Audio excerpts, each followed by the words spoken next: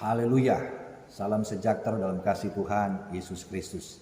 Salah satu peran orang Kristen dalam masyarakat Majemuk Indonesia adalah menjadi murid Kristus, pembawa damai, menjunjung tinggi perbedaan, toleransi. Itu merupakan anugerah Tuhan yang terindah. Kita tahu bahwa negara Indonesia mempunyai beberapa agama yang berbeda. Di antaranya adalah ada agama Islam, Kristen Katolik, Kristen Protestan, Buddha, Hindu, dan Konghucu. Keberadaan berbagai agama ini memberikan kekayaan besar kepada bangsa Indonesia tentang pluralitas. Indonesia merupakan negara multikultural dan multireligius, dan realita ini tidak dapat disangka lagi dalam masyarakat Majemuk. Begitu banyaknya keberagaman, baik budaya, bahasa, suku, adat, dan agama atau keyakinan yang berbeda-beda. Kekristenan di tengah kemajemukan agama. Kalau begitu, bagaimana sikap kita sebagai orang Kristen yang hidup di tengah-tengah kemajemukan agama?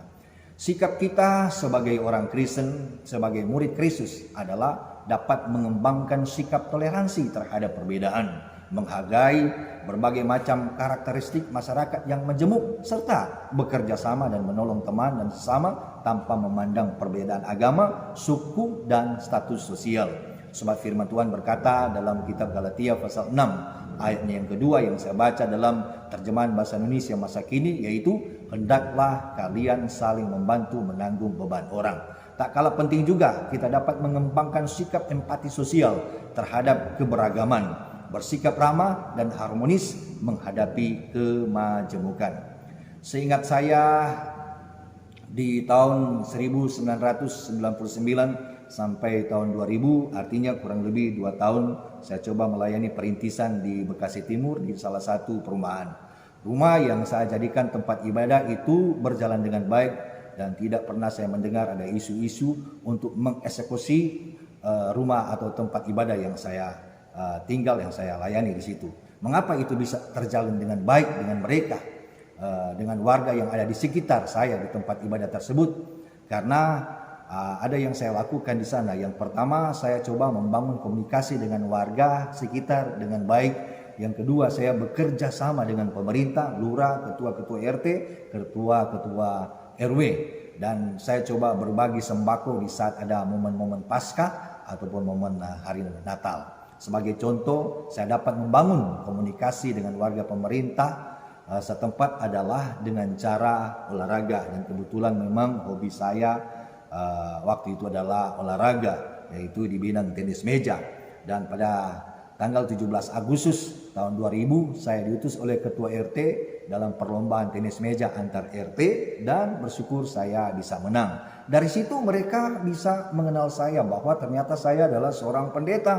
Jadi dengan saya bisa katakan dengan membangun relasi yang berkontribusi, dan itu sangat bermanfaat dan berdampak. Nah, sehingga seingat saya pada bulan Desember di tahun yang sama, yaitu tahun 2000, saya bisa membangun bangsal. Untuk apa? Untuk kebaktian kebangunan rohani Natal. Ya, itu seizin dari ketua RT, dan saya dibantu oleh masyarakat yang ada di sekitar itu. Puji Tuhan, kebaktian kebangunan rohani itu bisa berjalan dengan baik. Dan ada banyak juga dari agama-agama yang di luar Kristen bisa bergabung bersama-sama dengan kita, dan mereka bisa mendengarkan firman Tuhan. Jadi pada dasarnya, sekalipun kita berada di tengah-tengah kemajemukan agama sebagai kaum minoritas atau berada di tengah kaum mayoritas, identitas kita tetap kita pertahankan. Sebagaimana firman Tuhan itu berkata dalam 1 Petrus pasal 2 ayatnya yang ke-9, tetapi kamulah bangsa yang terpilih, imamat yang rajani, bangsa yang kudus, umat kepunyaan Allah, supaya kamu memberitakan perbuatan-perbuatan yang besar dari Dia yang telah memanggil kamu keluar dari kegelapan kepada terangnya yang ajaib. Itu merupakan sesuatu kesempatan bagi saya sebagai pendeta, sebagai hamba Tuhan, menyampaikan, menyuarakan suara Tuhan lewat firman Tuhan, kebaktian kebangunan rohani ketika masa itu di tahun 1999 sampai di tahun 2000.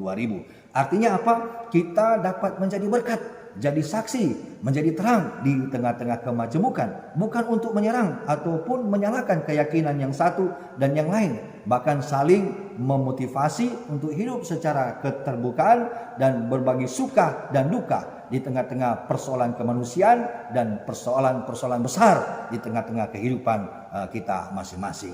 Puji Tuhan, demikianlah refleksi saya tentang kekristenan di tengah kemajemukan agama. Tuhan Yesus memberkati. Haleluya.